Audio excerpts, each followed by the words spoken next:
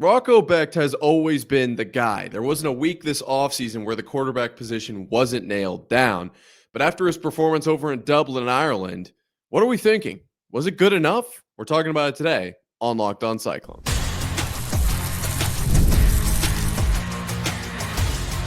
You are Locked On Cyclones, your daily podcast on the Iowa State Cyclones, part of the Locked On Podcast Network. Your team every day. Welcome into Locked On Cyclones, part of the Locked On Podcast Network, your team every day. Shout out to you for being here every single day, making this your first watch or listen of the day. I appreciate it more than you know. Whether you're watching on YouTube or listening on your favorite podcasting platform, be sure to hit subscribe so we can prove once and for all that it is, in fact, a Cyclone state. Today, we are talking quarterback play. Did Rocco do enough? Is he really standing out as that top-tier quarterback that Iowa State needs to probably win a Big 12 title game? I'm not going to lie to you. I think so. We'll start there. And then we're going to talk about the secondary. Was that a problem against Kansas State? Something that could rear its head the rest of this season? We'll find out in the second segment. And finally, we're going to talk about the coaching over in Dublin. Did Iowa State outcoach Kansas State? You'll have to stick around to the third segment to find out what I think there. Can't wait to dive into all of that and more. But we do have to start with Rocco Becht. And yeah, like I said, to just lay it out like it is, Rocco played unbelievably. Now, if you look at the stat line, you probably wouldn't necessarily assume so, okay? And this is something I've heard all week, all weekend, and all now week is, comparing, well, if you told me Rocco went 50% with 100 less yards than Avery Johnson, I think I would probably tell you the Cats won by at least a touchdown. And like I said, I think Iowa State could have won this game by as much as maybe 35-17. So it wasn't that close, in my opinion, right? Like, I think Iowa State won this game pretty handedly, yet Rocco Becht throwing 14 of 28, 183 yards and 2 touchdowns. This is a good stat line, but it is not a great stat line by any means. Also, Rocco Becht having 12 carries for 18 yards and a touchdown is going to factor in there.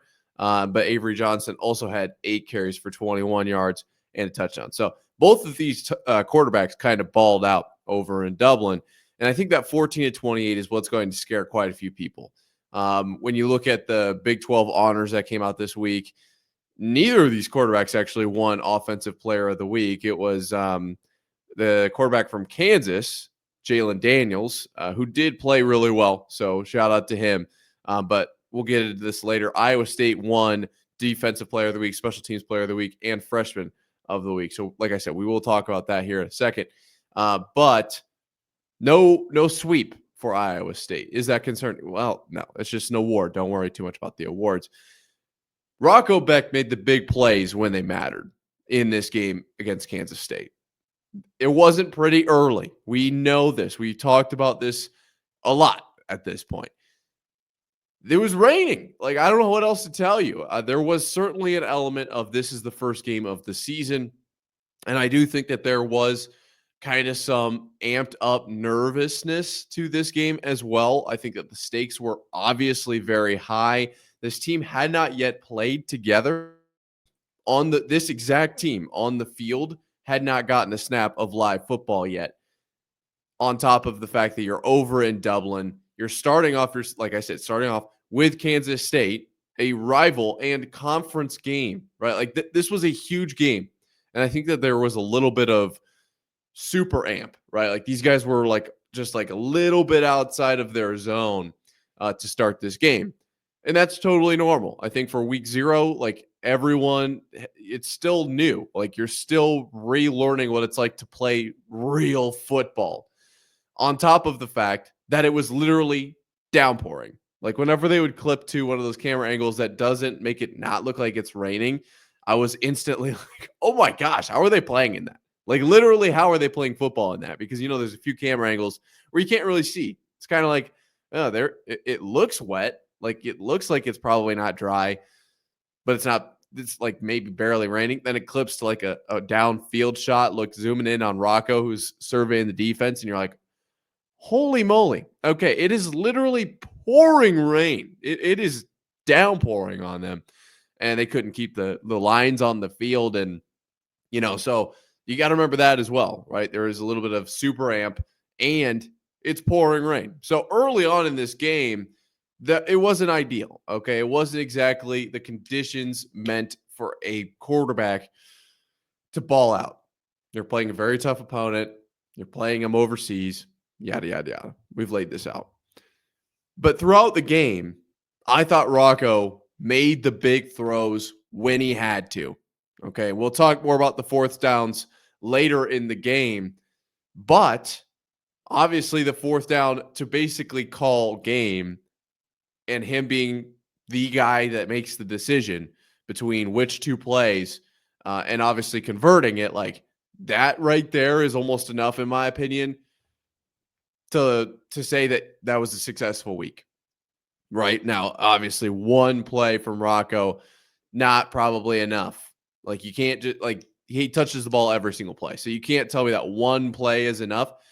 But if that was the play, I would be compelled to maybe think that, because that's how important that play is. And if he's the one making that decision and then obviously making that throw, and Carson Hansen, the one running the ball and whatnot, catching and running the ball, that's a lot of responsibility. And that's not something you can ask, I think, probably of a lot of freshman quarterbacks across the league.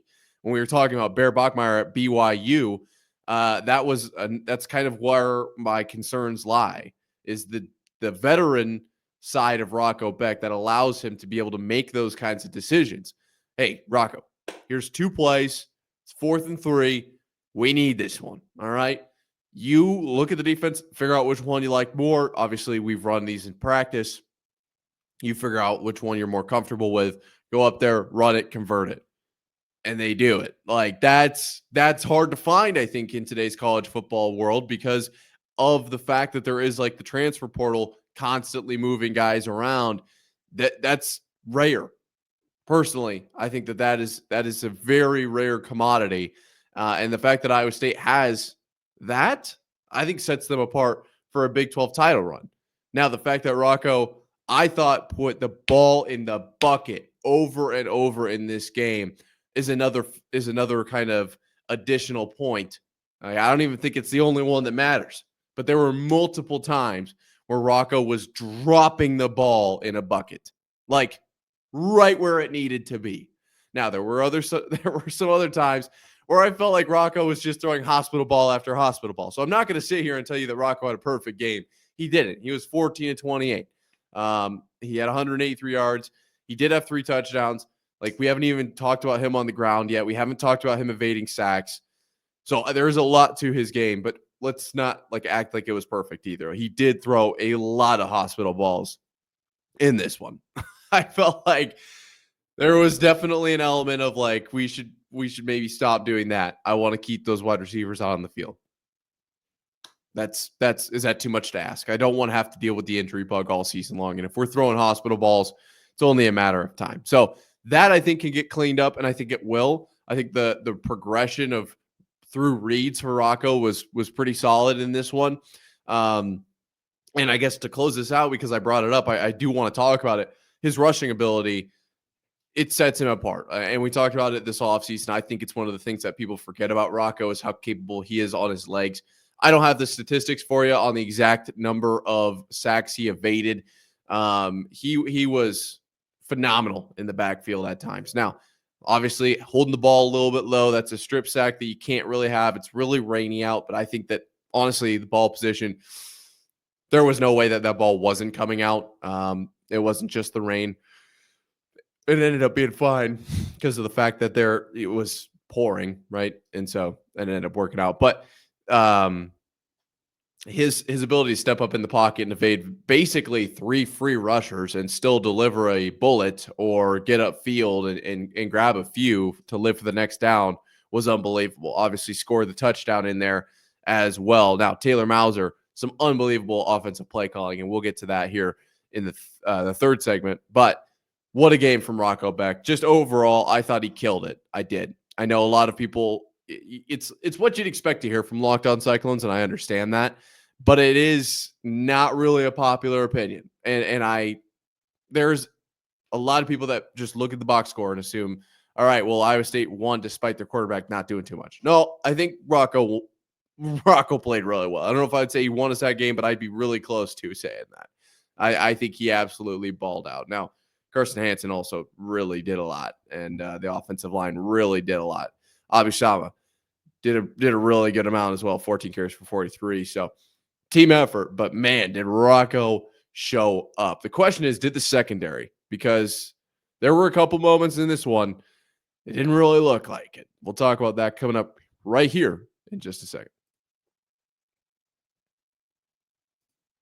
August 26th, today is officially FanDuel Futures Day, a brand new holiday for football fans who live for bold predictions and preseason hunches. For just 24 hours, FanDuel is giving you deals on NFL season predictions. So whether you're calling your MVP, eyeing a long shot division winner, or ready to crown your Super Bowl champ before week one, even kicks off, this is your moment. I'm a big Patriots fan. Look at the Patriots to make the playoffs. Maybe we look at an NFC team or Brock Purdy to win MVP. Could it happen? Definitely. Visit the FanDuel app today and start planning your futures bets now, because Futures Day is one day and one day only. FanDuel, play your game. So Iowa State secondary, I think, is the most concerning position group in our recap of the Kansas State game. You're here Locked On Cyclones, part of Locked On Podcast Network, your team every day. When we look at everything that's laid out, quarterback, we just talked about how good Rocco is and was in this one. Running back, I felt like the running backs absolutely balled out. Wide receiver, I thought we made the plays we needed to, absolutely got open, made the catches we had to. Tight end, I thought really balled out. Offensive line showed up, especially in the fourth quarter. Switch over to defense. I thought the defensive line was really good. And obviously, we haven't talked too much about the awards that Iowa State won, but the Big 12 gave the defensive line to Iowa State, the Big 12 defensive line of the week, to Iowa State. So I think that they played pretty well. There's also the linebackers, and I thought the linebackers flew around out there, not flied around. Yeesh. They flew around. I thought they made the plays they had to. I was really impressed with the linebackers as well. The secondary, though, Avery Johnson throws for 273 on 21 of 30 with 2 touchdowns against Iowa State. Is that concerning? There is an element of, okay, we need to figure that out. But when you realize that the bulk of his yards came on 2 plays, it's a little bit less concerning. Slightly, right? Because you realize that there is huge chunk plays in there. And do you want to be giving up chunk plays? No, absolutely not. Like in any, I'm not even like pushing that off to the side. Like, no, you don't want it. No, that's a bad thing. That is a bad thing. But at least you didn't give up like every single play 14 yards, right? Like that would be also devastating. So the argument is, in this exact scenario, would you rather lock a team down and then hold them, to basically 173 yards through the air, except for 2 plays that explode, or give up about 14 yards play?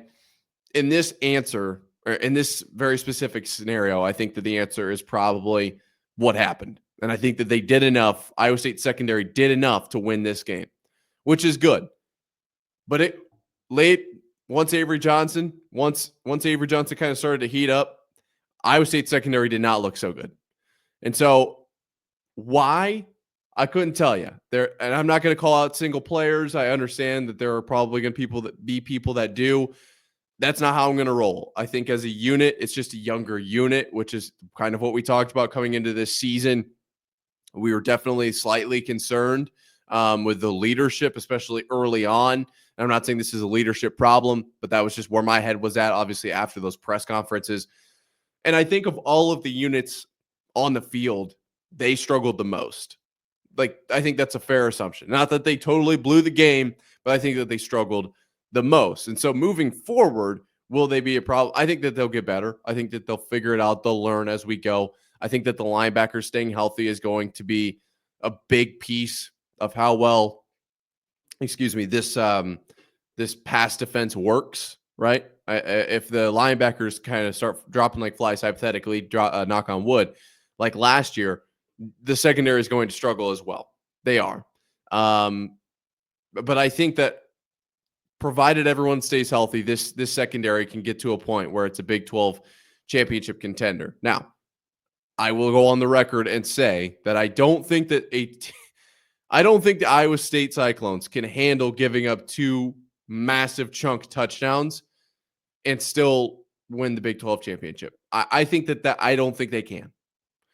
And if they do, boy, that would be awesome. Like, I really hope they can, but I just don't see it in a world where, maybe you do give up 2-3 touchdowns. Traditionally, you're not winning if you have 2 explosive ones. You're just not. And in a world where you're maybe holding them to 1 touchdown like we did to Kansas State here, which all credit to the defense for holding Kansas State to effectively 7 points beside the 2 explosive plays, which it's hard to really say that because, do they drive on those drives without the explosive play? Maybe. But outside of those 2 actual plays, Kansas State held to 7 points, and all the credit to the defense for that. But in a world where that is the case, what's the offense doing? Is the offense doing enough to offset those 2 deep balls? Like in this game, they were, but maybe not later in the season. Who knows? It's just hard to know because it hasn't happened. So the explosive play is concerning to me. Absolutely. When you look at this unit, I'm not like terrified, right? I think we have the capability, and I think that the secondary also, you're looking at Patton played extremely well. The secondary is the reason effectively that we stopped Avery Johnson on that power, right? Like, it's not like we don't have talent in the secondary. I think we do. It's just that in this game, you give up 2 explosive plays. And I think a little bit of it was just inexperience. And so I'm not like too majorly concerned moving forward. I would like to see them play slightly better. That's the only thing. Kansas State, Avery Johnson, very good team, very good quarterback. Okay. You've got the dual threat nature of Avery Johnson, and you've got he's accurate. I mean, he is good at throwing the ball. So, and the wide receivers good at getting open. Like it's a storm. This is a very good Kansas State team. So you have to take that into account as well. But I personally think that you can't have those explosive plays and you just can't write them off, right? Like, I think that they are a big deal. I do think they'll get back in the lab this week. We'll get a few more games in before Big 12 play returns. Let's put it that way. Iowa definitely going to be a challenge, but maybe not so much. Maybe, but South Dakota and Arkansas State, we'll see how those play out. And you're going to get some snaps under your belt. You're going to start to see guys feel a little bit more comfortable with the system. I'm excited for that. I think that this secondary can be really good in the Big 12 like they were just a year ago. It's just going to take a little bit of time. And I think that the linebackers being healthy is going to help those corners and safeties, acclimate to the current situation that they find themselves in and make the best plays that they can. That's just me. But the players have to make the plays. They're not the ones putting themselves in those positions. That is the coaching. And I think Iowa State coaches need a round of applause. So we'll do that coming up here right after this. Guys, you've probably heard of Viagra or Cialis. Maybe you've even tried them. But if you're looking for something beyond the usual pill, it's time to meet Rugiet Ready. Rugiet Ready is a next-gen prescription treatment designed to amplify arousal in the brain and boost blood flow. Unlike the usual pills that can take hours, Rugiet's 3-in-1 formula dissolves under your tongue and kicks in fast, on average in 15 minutes. Effect can last up to 36 hours, so you can stay confident and in control when the moment is right. I love that it's completely online. Rugiet connects you with a board-certified doctor and ships your treatment discreetly to your door. Head to rugiet.com/lockedoncollege and use code LOCKEDONCollege to get 15% off today. That's rugiet.com/lockedoncollege and use promo code LOCKEDONCollege for 15% off. Individual results may vary with prescription treatment. Compounded drugs are permitted to be prescribed and prescribed under federal law, but are not FDA approved and do not undergo FDA safety effectiveness or manufacturing review. Please visit the Rugiet website for full safety information. I think the coaching was the biggest difference in the Farmageddon game to kick off the season for Iowa State. Here, Locked On Cyclones, part of Locked On Podcast Network, your team every day. To me, this game was a chess match from the beginning to the very end. And I think Iowa State played better chess, if you want to keep the analogy rolling. Went full-blown Queen's Gambit on Kansas State in this one. This was a wild game from the risk-taking perspective. It felt like early on, we're going for it on fourth down. We're making risky calls. Kansas State just didn't execute on some level, but also the positions that Iowa State was put in, I think, allowed them to succeed by Kansas State. Now, Matt Campbell winning the Big 12 head coach of the week, that's a good feeling. That's a very good feeling. Obviously getting the win, kind of in the primetime spot. There's not a ton of primetime college football spots where you're like the only game on. There are some, and I believe there are some this week as well, which I'm pumped. And also, how about this weather? I mean, it's football weather. We're back. But you win the obviously the Dublin game to kick off the season. That's going to help Matt Campbell win that award. So I understand that. But when you look at Chris Kleiman versus Matt Campbell, when you look at OC versus OC, Matt Wells versus Taylor Mauser, right?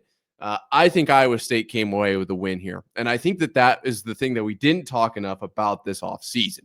I think that we talked a lot about the players, the position groups, who left, who's coming back, who's gotten better, who transferred in, all of these kinds of questions.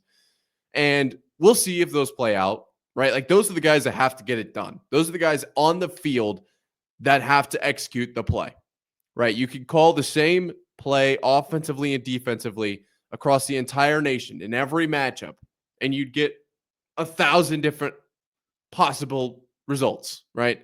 One bounces it outside because the defense crashes. The other one, the offensive line is just so good, they split the field wide open and run it up the middle, right? And the other one fumbles the ball and the defense comes away with the score. And so it's easy to realize when you think of it that way, that the players are the ones that are actually competing, right? Like they're the ones that have to execute the play at the end of the day. And that's why we talk so much about the players all off season long. They're important. I'm not saying they're not important. But when you think about, especially on defense, but on offense, you have to call the plays too. And you have to make the decisions as the head coach of, yeah, we're going to go for it here, or we're going to kick it. I thought Iowa State played this game almost perfectly. In my opinion, from a coaching standpoint, they played it very, very well. Now, Iowa State offensive play calling was not perfect. Okay. There were certainly plays that were called where I was very confused why we were going that route. I think the biggest one stood out to me was the pitch in the pouring rain. Why were we doing that? I mean, that was just asking for trouble. So can't look over that one. I also don't love the drive that turns into a field goal. Why did we completely get away from the run? It is what it is. Like one pass play. I'm not going to say you have to run it every down. Offensive line's going to get tired, right? Running back's going to get tired, even if you're swapping guys in and out. So I get that you have to switch away from it at some point, but also, did we really handle that maybe I'm not the OC, but are we sure we didn't? We shouldn't have run it a little bit. I mean, we were just cooking on that drive. So, but then you get to the point of like, well, did we go for it or did we kick? We kicked. And those points ended up effectively winning us the game, right? There was the only field goal in this one. And you can't look over that either. I think that the fourth downs, the nature in which we decided to go for it versus not was huge. And I think defensively, Iowa State made a lot of really good play calls. Now, I'm not going to sit here and say that they were perfect on defense. Obviously they weren't. I wouldn't say necessarily that busted coverage is the DC's fault, but sometimes it is. Sometimes it's just a positioning error. And I'm just going to kind of leave it at that. But I will say defensively, I would personally, just me, I understand that I'm not the perfect, I'm not a DC. I don't know exactly what's going on. I would personally like to see Iowa State rush more than 3 more. I think that they need to get a little bit more pressure on the quarterback.